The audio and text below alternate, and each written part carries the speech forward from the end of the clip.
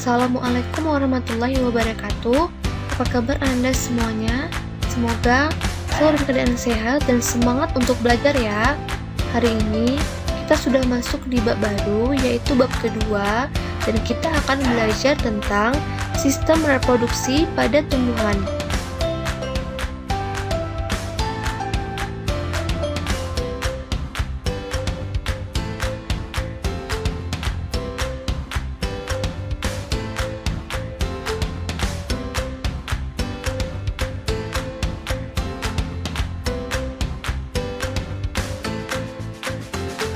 Karena kita sudah masuk di bab baru, kompetensi dasar yang akan kita pelajari selama satu bab ini, yang pertama, kompetensi dasar 3.2. Yang pertama, yaitu menganalisis penerapan teknologi pada sistem reproduksi tumbuhan dan hewan. Kompetensi dasar 4.2, menyajikan karya penelusuran informasi tentang perkembangbiakan pada hewan atau tumbuhan. Nah, inilah yang akan kita pelajari selama satu bab. Tujuan pembelajaran kita pada hari ini, yang pertama, dapat mengucap syukur atas ciptaan Tuhan yang Maha Esa yang beraneka ragam. Yang kedua, siswa dapat berperilaku peduli terhadap tumbuhan di lingkungan sekitar.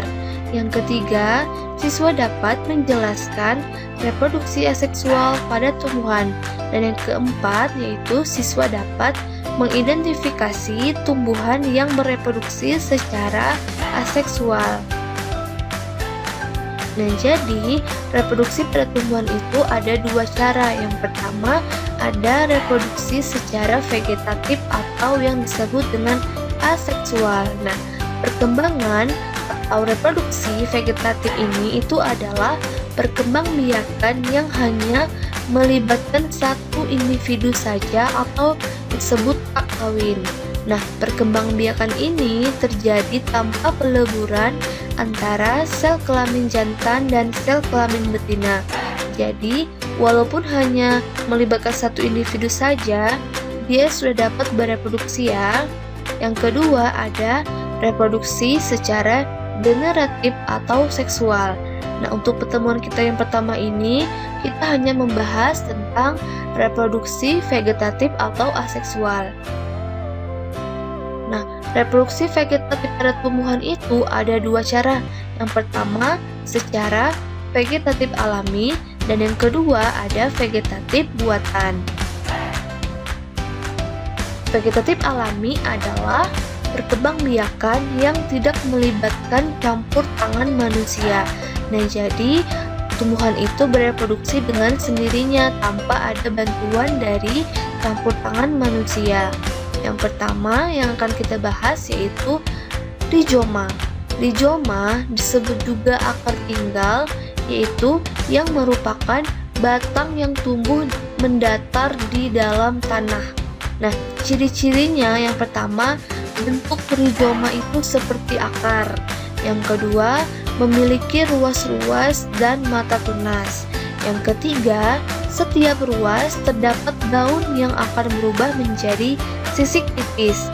Dan yang keempat yaitu mata tunas pada setiap ruas tumbuh menjadi tanaman baru. Nah, apa saja tumbuhan yang berkembang biak secara rizoma? Yaitu ada jahe, kunyit, lengkuas, kemuning, dan kencur.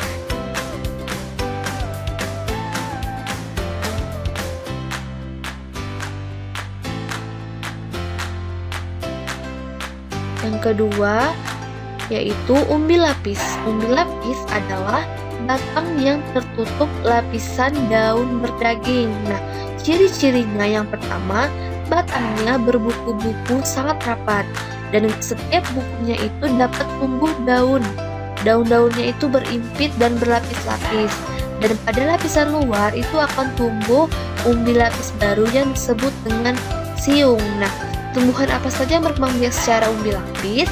Yaitu ada bawang merah, bawang putih, bawang bombay, dan bakung.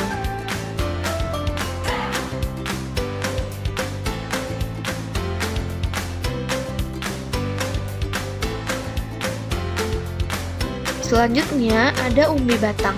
Umbi batang merupakan bagian batang yang menggembung dan tumbuh di dalam tanah. Ciri-ciri umbi batang yang pertama, dia mengandung cadangan makanan dalam bentuk amilum atau pati. Nah, kemudian umbi batang ini mempunyai tunas yang dapat berkembang menjadi tumbuhan baru. Nah, contoh tumbuhan yang berkembang biak secara umbi batang yaitu kentang, ubi jalar, dan bengkuang. Nah, kalau kentang, ubi jalar atau bengkuang itu sudah tumbuh akar-akar seperti ini, maka dia akan bisa kita tanam lagi dan akan menjadi tumbuhan baru.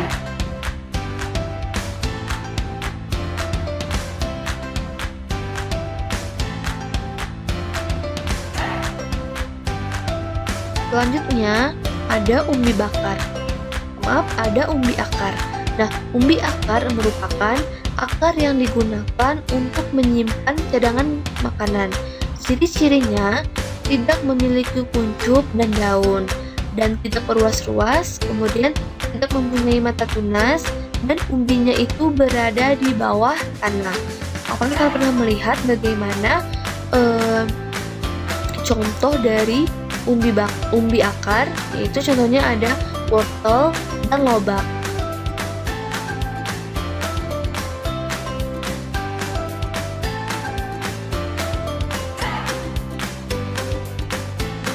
Selanjutnya ada tunas. Tunas merupakan bagian tumbuhan yang baru tumbuh dari kuncup dan letaknya ada di atas permukaan tanah atau media tanam. Nah, ciri-cirinya itu tunas itu akan tumbuh di samping induknya, dan pertumbuhan tunas itu menjadi lebih baik karena adanya faktor lingkungan seperti suhu, pH, kelembapan, dan cadangan makanan yang cukup. Nah, contoh tumbuhan yang berkembang biak dengan tunas yaitu pisang dan tebu.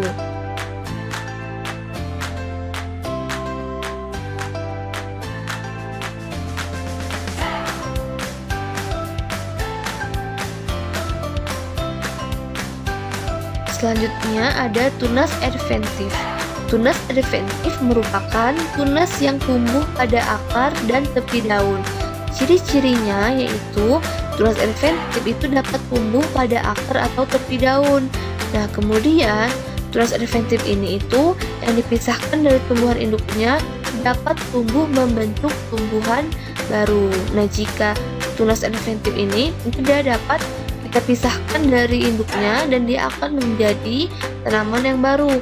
Contohnya tumbuhan yang berkembang biak secara tunas adventif pada daun yaitu adalah cocor bebek. Kemudian untuk contoh tumbuhan yang berkembang biak dengan tunas adventif pada akarnya yaitu ada cemara, sukun, dan buah kesemek.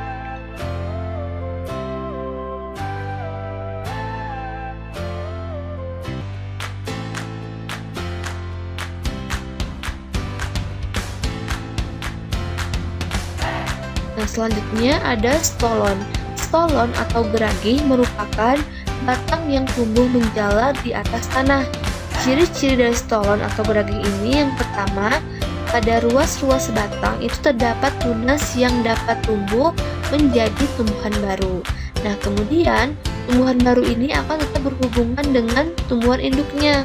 Nah, tetapi tumbuhan baru ini tidak bergantung pada induknya. Apabila stolonnya itu dipotong, maka tumbuhan baru akan dapat terus tumbuh. Contoh tumbuhan yang berkembang biak secara stolon yaitu ada stroberi dan buah arbei.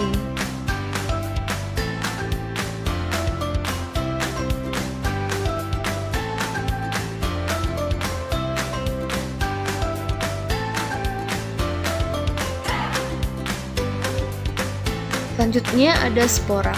Spora merupakan satu atau beberapa sel yang terbungkus oleh suatu lapisan pelindung.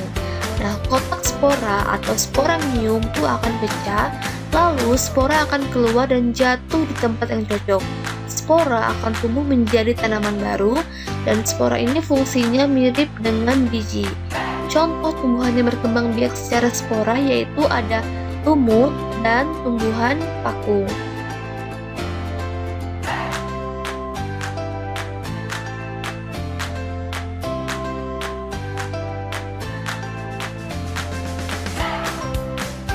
Nah, setelah kita tahu apa-apa saja tumbuhan yang berkembang biak secara vegetatif alami.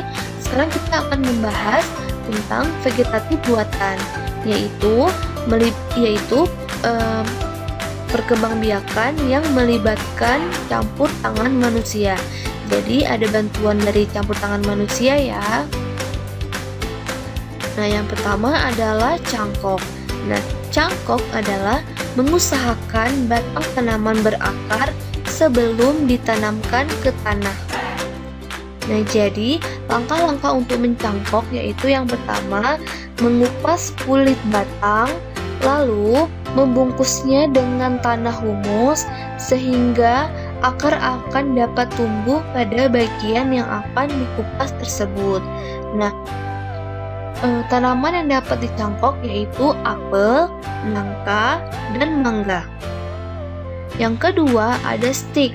Stik merupakan memotong bagian tumbuhan, kemudian ditanamkan dan dapat tumbuh menjadi tanaman baru. Nah, bagian tanaman yang dipakai yaitu bisa akar, bisa daun, dan bisa batang. Langkah-langkahnya adalah jadi batang singkong atau batang yang lain itu yang pertama caranya kita potong kemudian kita tancapkan saja ke tanah, kemudian batang itu dia akan menumbuhkan akar dan jadilah tanaman yang baru. Nah, contohnya itu ada pada singkong dan mawar. Kemudian yang ketiga ada sambung. Nah, sambung adalah menggabungkan dua tanaman yang sejenis. Contohnya ada pada singkong dan mawar. Langkah-langkahnya yang pertama, jadi setelah kita potong runcing bagian tanaman, kemudian kita masukkan atau kita sambung pada tanaman jenis lain. Kemudian kita ikatkan agar hasilnya sempurna. Nah, setelah itu kita bungkus dan dia akan menjadi tanaman yang baru. Nah, ini adalah hasil dari penyambungan tanaman bunga mawar merah dan bunga mawar putih. Indah ya? Nah, kemudian ada merunduk. Merunduk adalah membengkokkan atau membenamkan bagian batang atau cabang suatu tumbuhan ke dalam tanah. Nah, contoh tanamannya yaitu bisa apel dan stroberi. Langkah-langkahnya yang pertama, cabang dari tanaman yang digunakan untuk merunduk itu kita benamkan ke dalam tanah. Kemudian dia akan tumbuh menjadi akar-akar. Nah, setelah tumbuh akar-akar, bagian yang kita tanam itu dia akan menjadi tanaman yang baru, tetapi kita tanamnya di tempat yang terpisah ya. Nah, dalam alam, tumbuh-tumbuhan buah merupakan hasil proses reproduksi dari berbagai jenis tumbuh-tumbuhan tingkat tinggi yang mempunyai organisasi, susunan anggota yang lengkap dan sangat kompleks, sebagaimana disebutkan dalam Al-Quran, dan kami turunkan hujan dari langit, lalu kami tumbuhkan daripadanya segala macam tumbuh-tumbuhan yang baik. Surah Al-Luqman ayat 10. Nah, cukup sekian untuk pertemuan hari ini. Kita akan melanjutkan pertemuan selanjutnya yaitu tentang perkembangbiakan secara generatif. Selamat belajar. Assalamualaikum warahmatullahi wabarakatuh.